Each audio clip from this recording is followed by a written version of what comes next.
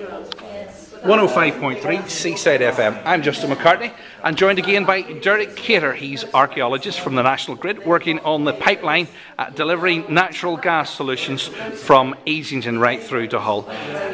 Derek, you're back. These are the infamous oyster shells. Do tell us a bit more about them.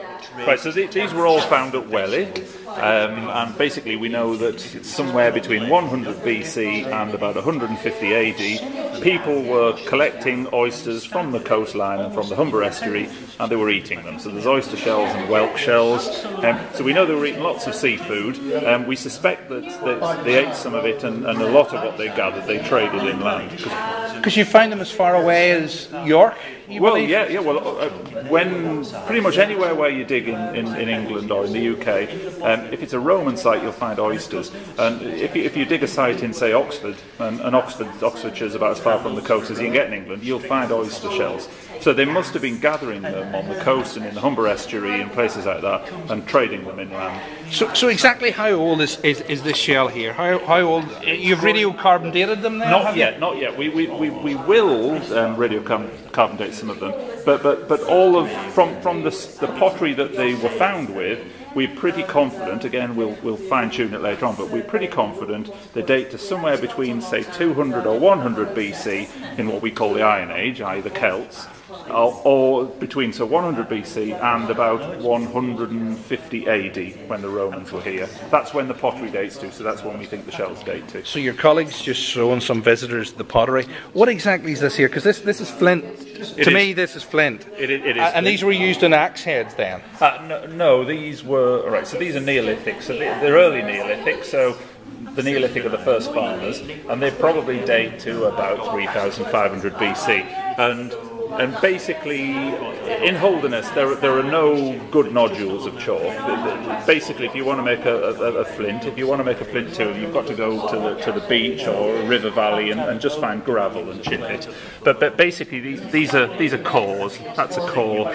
So this is the days before metal. If you wanted a sharp blade to cut an animal's skin, say, or gut an animal, you basically got a lump of flint and you've got another flint and struck off pieces, and you can see some of the lines, the scars we call them. This is where little blades have been chipped off and then they've been used as knives. So it was almost like disposable knives then? Basically, yeah. You'd have carried a lump of flint with you, and when you needed a disposable knife, you'd have chipped a bit off, used it and thrown it away. Okay, wonderful stuff. Now the pottery is next. We'll just squeeze in past these people here, because this is the second time you've come to this area, because the last was such a success. Yes, yeah. Some of the earliest pot that we've got here, sorry to butt in there, is this really crude looking stuff. So that's part of the bottom of the pot. It would have sat like that. That's another base of the pot. These would have been fairly tall jars running up like this, and they'd have been crude. They probably would have stored your flour and your grain in there. And basically, so these are sort of 200 to 100 BC in what we have said, the late Iron Age, the Celts.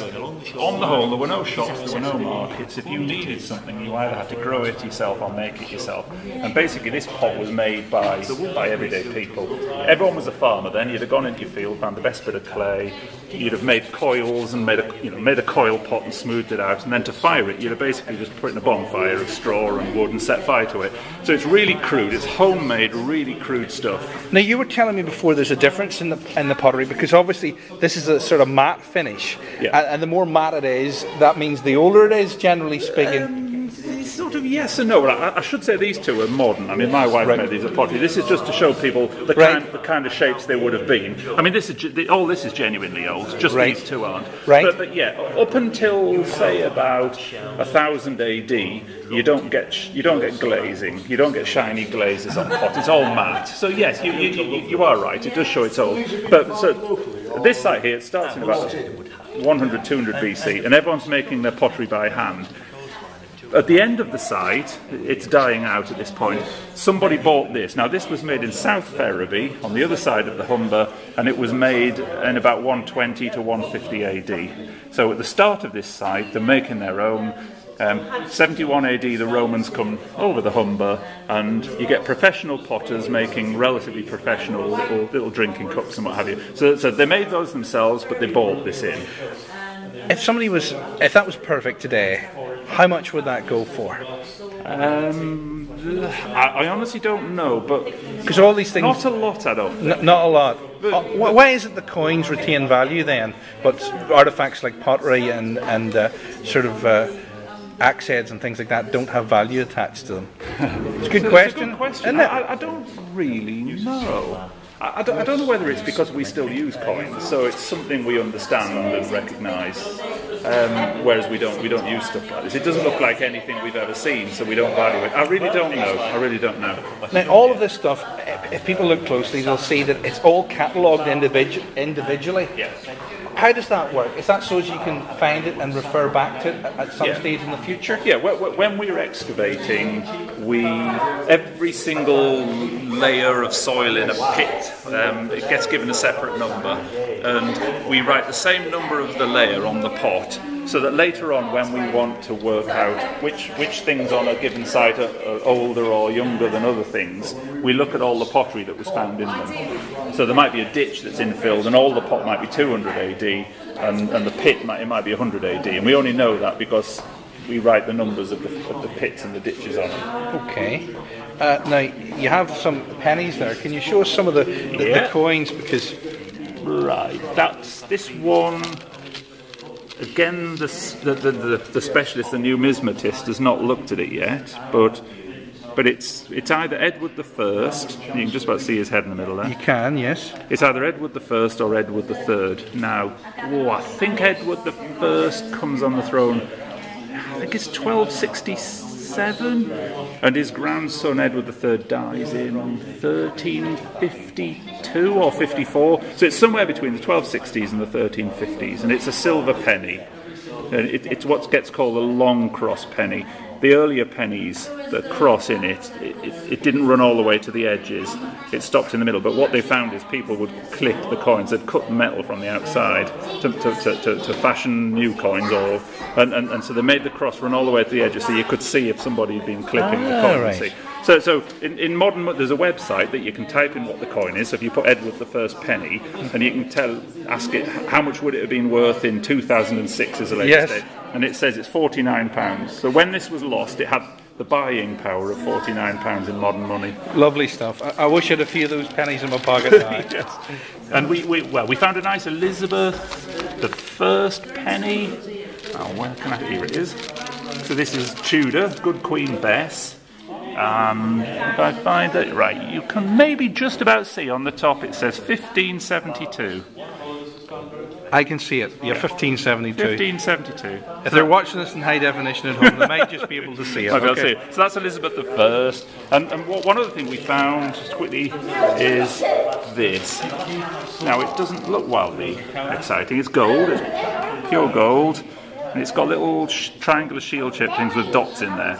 We believe it's Viking. We believe it's about 850 AD. We're not certain what it is at all. I mean, specialists will look at it and come to a conclusion. But it's been suggested it might be the top, the bezel of a ring. I don't know whether that's true. It could be, but it's a bit flimsy. You'd have thought well, obviously it did break off at some point, but it looks a bit flimsy. I mean, I quite like the suggestion that it might have been like a big book, like a Bible, and the Vikings were sacking a monastery, and the big books would have been covered with sheet gold and jewels, and you can imagine some rough-handed Vikings tearing it off and cutting it up and sharing it out. But it's either a ring or it's been torn off a Bible by some invading Vikings. Okay, some lovely stuff. Anything else? I mean, there are some animal bones you have found, and that's more or less it then. Yeah, basically. I mean, everything on this table is Roman. It's sort of 200 AD to 400 AD. It's all solidly Roman. It's all pot that was made just up the road from Humberside, home on Spalding Moor. And you've got what looks like a Toby jug over here. I must say that this is a replica. This isn't genuinely old, but I brought it in to show people what we'd found. I mean, basically, we found an awful lot of jug handles. And they would have had beer in them, and so basically they're handles that would have joined like that, and that would have been like that with a handle coming off it. And whenever we find medieval things, it's usually or very frequently jugs like this and jug handles. And on the whole, like I said, they contain beer. Most people then didn't trust the water; it wasn't clean. So most people, even children, were drinking beer. And like the poet Geoffrey Chaucer, he worked for the government in London, and I believe I'm right in saying he had a beer allowance. It was something like 7 pints a day. Well, I wish I had a beer allowance still today. I know that the last people to have any kind of alcoholic allowance were the Navy, the tot of rum, but I think that was done away with in 1978.